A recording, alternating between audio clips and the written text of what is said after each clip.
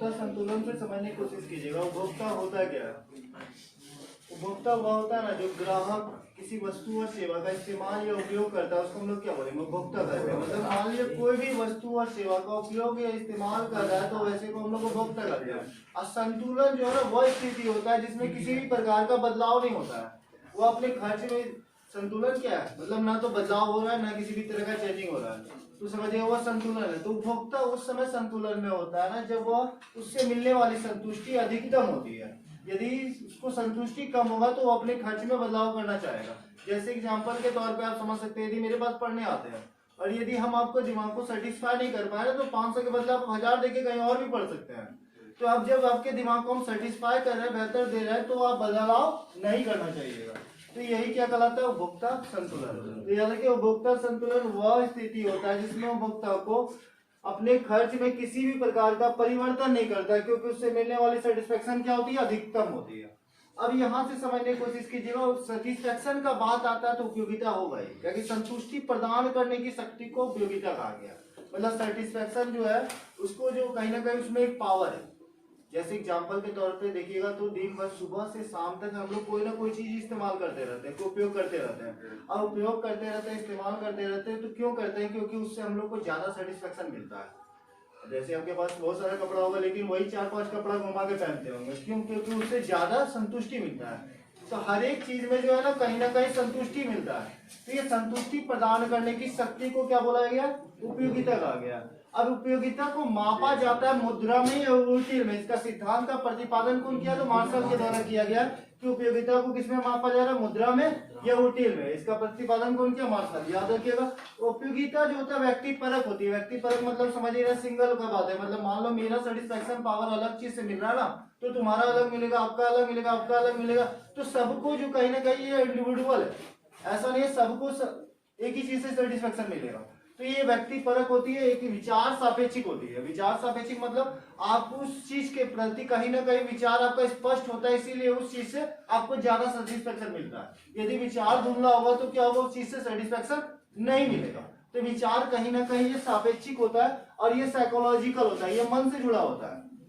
Satisfaction power किससे जुड़ा हुआ है? मन से। ये बोल सकते हैं दूसरे लैंग्वेज में भावना से या विचार से या आत्मा से, लेकिन ये मनोवैज्ञानिक होता है।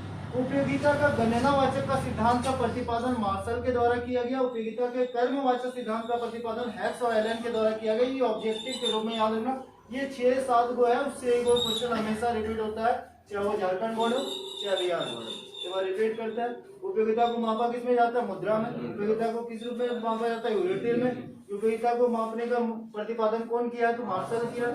संतुष्टि प्रदान करने की शक्ति को क्या कहा जाता है? उपयोगिता कहा जाता है। उपयोगिता क्या है? तो व्यक्ति परक, विचार सापेक्षिक, मनोवैज्ञानिक है। उपयोगिता के गणनावाचक सिद्धांत का प्रतिपादन कौन किया? तो मार्शल किया। उपयोगिता के कर्मवाचक सिद्धांत का प्रतिपादन कौन किया? हैक्स और एलन के द्वारा किया गया। आगे बढ़ते हैं। उपयोगिता 2 प्रकार का यहाँ दिखाया गया आपके किताबों में। पहले तो सीमांत उपयोगिता और कुल उपयोगिता। तो कुल उपयोगिता का बात करते हैं। तो कुल उपयोगिता क्या होता है? वस्तु की कुल मात्रा से प्राप्त होने वाली कुल संतुष्टि को कुल उपयोगिता कहेंगे। मतलब मान लो एग्जांपल के तौर पे जितना भी चीज हम लोग यूज कर रहे हैं उससे जो टोटल सेटिस्फेक्शन मिल रहा है उसको हम लोग क्या बोलेंगे? कुल उपयोगिता। मतलब सुबह से लेकर शाम तक जो भी चीज हम लोग यूज कर रहे हैं, यदि सभी चीजों में सेटिस्फेक्शन मिला उस सारे सेटिस्फेक्शन पावर को जोड़ दिया जाएगा तो क्या कहलाएगा? कुल उपयोगिता। अब कुल उपयोगिता मतलब समझ ही रहे, ऐड होगा भैया, चाहे कोई भी चीज यूज करेंगे। मान लो एग्जांपल के तौर पे चावल खाएं, दाल खाएं, सबका marginal utility, sum of marginal utility बराबर इक्वल टू क्या हो जाएगा? Total utility. Sum of marginal utility मतलब क्या होता है? तो मार्जिनल यूटिलिटी हम बताएंगे अभी जस्ट। तो याद रखिए किसी भी सारे में ऐड होगा MU1 plus MU2 plus MU3 plus इस तरह जितना जाएगा सारे को ऐड कर सकते हैं, तो ये कहलाएगा टोटल यूटिलिटी। एक चीज याद रखिएगा, टोटल मतलब हमेशा टोटल ही होता है, चाहे वो कहीं भी हो, चाहे कुल उपयोगिता में हो, कुल आगम में हो, कुल लागत में हो, कुल उत्पादन में हो, वहाँ हमेशा क्या चीज का होगा? कुल का ही बात होगा। अब सीमांत का बात होगा तो हमेशा याद रखना मार्जिनल बात हो रहा है, एडिशनल यूनिट का बात हो रहा है, चाहे वो कुल उपयोग सीमांत उपयोगिता में हो, सीमांत लागत में हो, सीमांत आगम में हो, सीमांत उत्पादन में हो, तो कहीं भी बात होगा तो याद रखना एडिशनल मतलब अतिरिक्त इकाई का प्रयोग हो रहा है। अब अतिरिक्त इकाई का प्रयोग हो रहा है तो समझ जाइए यदि संतुष्टि है तो भैया सीमांत उपयोगिता है। यदि अतिरिक्त इकाई का प्रयोग करके यदि अतिरिक्त आय प्राप्त हो रहा है, आगम प्राप्त हो रहा है तो सीमांत आगम है। अतिरिक्त इकाई का प्रयोग करके जो अतिरिक्त उत्पादन प्राप्त हो रहा है उसको सीमांत उत्पादन बोलेंगे। अतिरिक्त इकाई का प्रयोग करने में जो अतिरिक्त खर्च होता है उसको सीमांत लागत बोलेंगे। तो मतलब समझ जाना कि एडिशनल यूनिट का बात होगा तो हमेशा क्या होगा, सीमांत होगा। तो सीमांत होगा अतिरिक्त इकाई का प्रयोग करने पर जो अतिरिक्त संतुष्टि मिलता है उसको हम लोग क्या कहते हैं, तो सीमांत उपयोगिता कहते हैं। अब सीमांत उपयोगिता का फॉर्मूला याद रखिएगा, TU by delta Q, delta TU by delta Q. अब ये देखिएगा इसको इस रूप में भी दर्शा सकते हैं, TUN माइनस 1। इसका मतलब कहने का मतलब क्या है ना, सेकंड यूनिट का जो फर्स्ट यूनिट से घटाई करेंगे तो जो मिलेगा वो एडिशनल यूनिट निकलता है। तो ये सीमांत उपयोगिता। अब बोलिए, जैसे मान लिया आपने सेब खाए, आपको सबसे अच्छा क्या लगता है, सेब लगता है, सही बोलते हैं आप। सेब खाया मान लिया आप, अब सेब खाए तो आपको पहला सेब खाने में आपको कितना एडिशनल यूनिट मिला, 10। ज्यादा सेटिस्फेक्शन यूनिट में मापेंगे तो 10 माप गया मान लिए। तो यदि दूसरा यदि सेब खाएंगे तो उससे कम सेटिस्फेक्शन मिलेगा। तो सोच के देखिए टोटल यूटिलिटी कितना हो गया, 10 8 18 हो गया 2 सेब का, लेकिन एक एडिशनल यूनिट कितना हो गया, 8 हो गया। समझ क्या बोलना चाहिए, मार्जिनल यूटिलिटी कितना हो गया, 8 हो गया। मतलब एडिशनल यूनिट एक यूज किया अधिक और कितना मिला, 8 ही मिला। और पहला में टोटल यूनिट कितना हो गया, 10 यूनिट पहला सेब में खाया, दूसरा में 8, मतलब टोटल 18।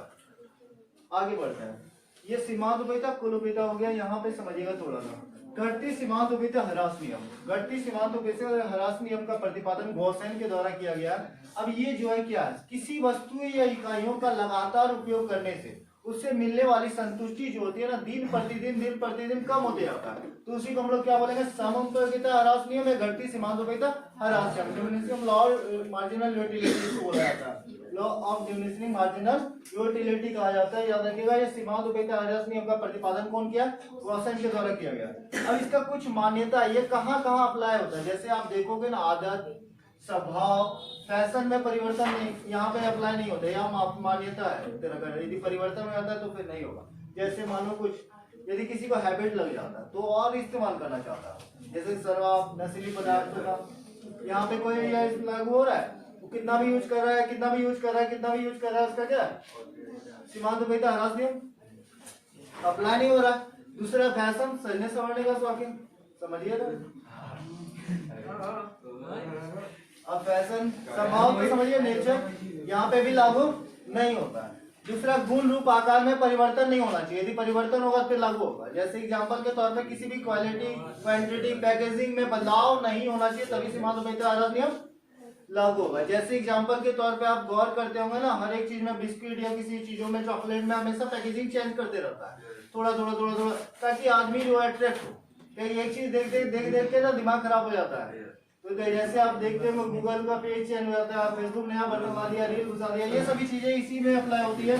दूसरा क्या होता है, समय अंतराल नहीं होना चाहिए। आप यदि छोड़ के यूज करते हैं ना तो सीमांत उपयोगिता ह्रास नियम लागू नहीं होगा। जैसे एग्जांपल के तौर पे यदि मान लो 10 दिन एकदम लगातार गाड़ी चला रही है एकदम दिन भर, अब फिर छोड़ दिया, फिर महीना भर गाड़ी वैसे मजा आएगा चलाने में।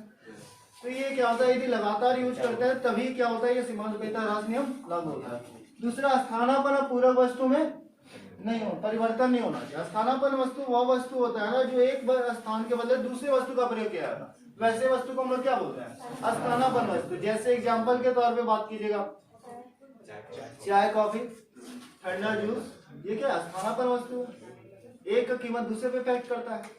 पूरक, जैसे आप देखो कोई घर में आया गेस्ट, हम लोग जूस पिलाते नहीं है, क्या पिलाते हैं, ठंडा, क्या कि जूस कीमत में ज्यादा है तो उसका इफेक्ट कहाँ पड़ रहा है, ठंडा पे। कोई घर में आता है चाय पिलाते हैं, कॉफी नहीं पिलाते, क्यों, तो कॉफी की कीमत ज्यादा है, उसका इफेक्ट कहाँ पड़ रहा है, चाय में। ये स्थानापन्न वस्तु है। पूरक वस्तु क्या होता है, एक तरह का ऐसा वस्तु होता है जिसके कारण एक के कारण दूसरे का आवश्यकता स्वतः उत्पन्न हो जाता है।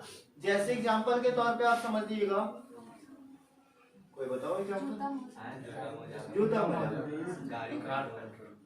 आजकल लड़का तो बिना मोजा का जूता पहन लेते हैं, आया तो स्टार्ट कर दिया जूता मोजा। जैसे गाड़ी में पेट्रोल, मोबाइल में सिम, रिचार्ज, ये सब क्या है, पूरा वस्तु एक के कारण दूसरा का आवश्यकता स्वतः जन्म ले रहा है। तो जैसे मान लो पेट्रोल का कीमत कम कर दिया जाए तो गाड़ी ज्यादा बिकने लगेगा। मान लो पेट्रोल 30 रुपए लीटर कर दिया जाए तो क्या हो जाएगा, गर्दा उड़ जाएगा। साइकिल चलाना बंद हो गया है। यदि गाड़ी का ही दाम कम कर दिया जाए, मान लो 1 लाख में अभी स्टार्ट होता है, एवरेज करके 50,000 20,000 कर दे, देखो ये पेट्रोल सभी चलाएगा तो एक का इफेक्ट पड़ेगा दूसरे पे।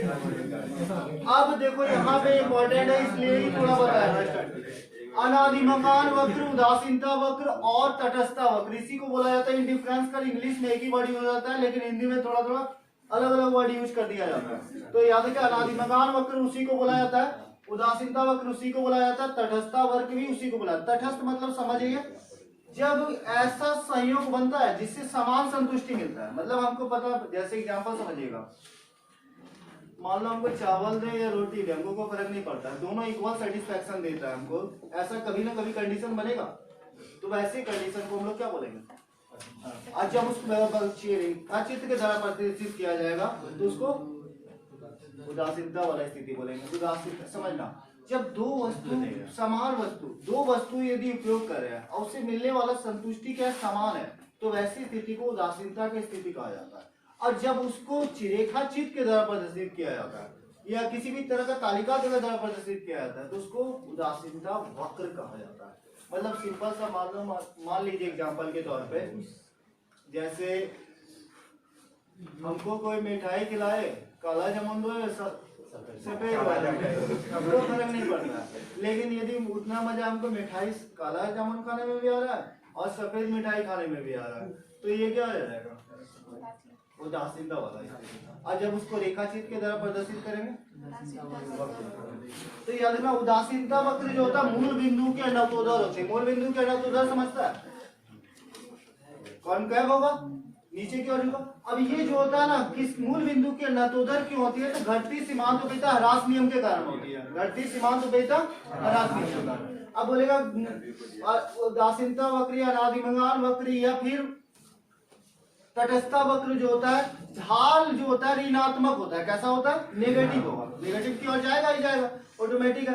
और इसका मार्जिन सीमांत प्रतिस्थापन दर जो होता है हमेशा गिरता है। तो यहाँ से 3-4 ऑब्जेक्टिव पहले याद रखना। पहला क्या? उदासीनता वक्र जो होता है समान संतुष्टि को प्रतिनिधित्व करता है। किसको? समान संतुष्टि। दूसरा ऑब्जेक्टिव याद रखना, उदासीनता वक्र जो होता है मूल बिंदु की ओर नतोदर होती है। किस नतोदर होती है? तीसरा ऑब्जेक्टिव याद रखना कि उदासीनता वक्र मूल बिंदु के नतोदर की होती है, तो घटती सीमांत उपेक्षा ह्रास नियम यहाँ जो बताया उसी के कारण होता है। तीसरा आगे बढ़ेगा, उदासीनता वक्र जो होती है सीमांत प्रतिस्थापन दर क्या होता है? तो गिरता रहता है। कैसा होता है? अगला ऑब्जेक्टिव याद रखना, सीमा उदासीनता वक्र का ढाल जो होता है वो ऋणात्मक होता है। कैसा होता है? नेगेटिव होता है। अब यहाँ समझने की कोशिश करना, यहाँ यूनिट दिखाया गया। पहले देखो, एक है सेब लियन और संतरा, दो चीज में कंपैरिजन हो रहा है। तो दो चीज में कंपैरिजन हो रहा है, तो सिंपल सा मान लो हमको सेब में ज्यादा सेटिस्फेक्शन मिल रहा है, तो सेब में संतरा में कम मिलेगा। लेकिन कभी ना कभी तो ऐसा कंडीशन आएगा जो दोनों इक्वल सेटिस्फेक्शन देगा। कि सेब भी ज्यादा खाएंगे तो ऑटोमेटिक क्या हो जाएगा? दिन प्रतिदिन कम घट हो जाएगा। मान लो तुमको ज्यादा सेब अच्छा लगता है, खाते रहो, 5 को तो ठीक लगेगा, छठा वाले को फर्क नहीं पड़ेगा। दे या ना दे, सतवां वाला रिजिड होने लगोगे, और जब रिजिड होने लगा तो नेगेटिव जाएगा ही जाएगा, तो उसको मतलब ऐसा क्या बोलेगा? ऋणात्मक जा रहा है। तो यहाँ दो चीज का कंपेरिजन दिया गया, पहला ज्यादा मिला है तो दूसरा में कम है, तीसरा फिर उससे कम हो जाएगा तो इससे बढ़ेगा। तो ये दो चीज का कंपेरिजन। अब इसको कैसे ही बनाएगा तालिका के द्वारा ना, ये देख लो थोड़ा सा। जैसे मान लिया ये एक्स अक्ष है, एक्स वस्तु ले लिया, इसको वाई यहाँ पे क्या संतरा ले लेते हैं, संतरा ले लिया,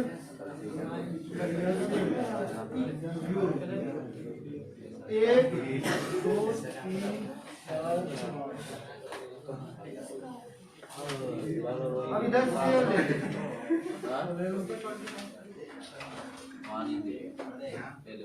अब यहाँ पे कोड कर लो 11 13। अब इसको मिला तो लेगा ना, क्या ये एक में कितना है? 25 है, तो एक कहाँ पे? संतरा इधर है, 25 यहाँ आएगा, हो गया। उसी तरह मिला लीजिए। आगे बढ़ते बजट रेखा। बजट रेखा समझना क्या? अपनी समस्त आय से कोई उपभोक्ता जो होता है ना, अपनी समस्त आय से बाजार कीमत पर जो भी चीजें खरीदता है उसको हम लोग क्या बोलेंगे? बजट। और जब उसको रेखा के द्वारा प्रदर्शित किया जाएगा तो उसको हम लोग क्या बोलेंगे, बजट रेखा या बजट लाइन। तो याद रखना, जब कोई भी ग्राहक किसी वस्तु पर अत्यधिक आय खर्च करेगा तो किसी वस्तु पे कम खर्च करेगा। आप एग्जांपल ले लो, कोई सजने संवरने में ज्यादा फोकस कर रहा है ना तो पढ़ाई लिखाई में कम खर्च करेगा। कोई ज्यादा दिखावा में खर्च कर रहा है तो वो अन्य जरूरत चीजों में कम खर्च करेगा, ऑटोमेटिक बात है। यही चीजें यहाँ पर होता है बजट रेखा। तो बजट रेखा विशेष रूप से क्या होता है ना, सारे जितना भी खर्चा है वो सारे को जोड़ दो तो क्या कहलाएगा, बजट रेखा। जैसे अपनी समस्त आय से बाजार कीमत पर जो भी खरीदा जाता है उसको उपभोक्ता खरीदता है, उसको हम लोग क्या बोलेंगे, बजट रेखा या बजट लाइन। अब इसका तो फॉर्मूला याद रखें, P1x प्लस P2x। अब इसका मतलब क्या होता है समझना, P मतलब प्राइस, X मतलब तो जानिए पहला वस्तु, P2 मतलब दूसरा चीज का प्राइस, X मतलब दूसरा और X2। अब समझिएगा थोड़ा सा, मान लो हम यहाँ जैसे मान लो आप लोग गए, मान लो सजने संवरने में आप खर्च किए 1000, कुछ भी चीजों का प्राइस जोड़ दें तो यहाँ P1 प्राइस कितना 1000 हुआ। अब सजने पे कर दिए, बाल कटाने में 50, शर्ट पहनने में 1000, तो सारे को गुना करके ऐड करेंगे जो भी जोड़ने के बाद, तो ये जोड़ देंगे। वस्तु पहला वस्तु पे जितना खर्च किया उतना प्राइस लगा, दूसरा वस्तु पे जितना खर्च किया उसको आप जोड़ देंगे तो वो क्या निकल जाएगा, बजट। अब ये बजट रेखा का ये फॉर्मूला याद रखना, ये माइनस PX/PY है। ये ऑब्जेक्टिव आया भी है बहुत बार, खासतौर पे बिहार बोर्ड में 2-3 बार आया, झारखंड में मार सकता है। आगे बढ़ते हैं, तो ये लाइन याद है, ग्राफ बना लीजिएगा, बस इतना ही। अब इसके बाद जो नोट्स दिए हैं ना उसके में क्या होता है, ये ग्राफ बनाइएगा खुद, जो आपको पास नोट मिला है। जिसको नहीं मिला मिल जाएगा, 2 मिनट रुकिए। अरे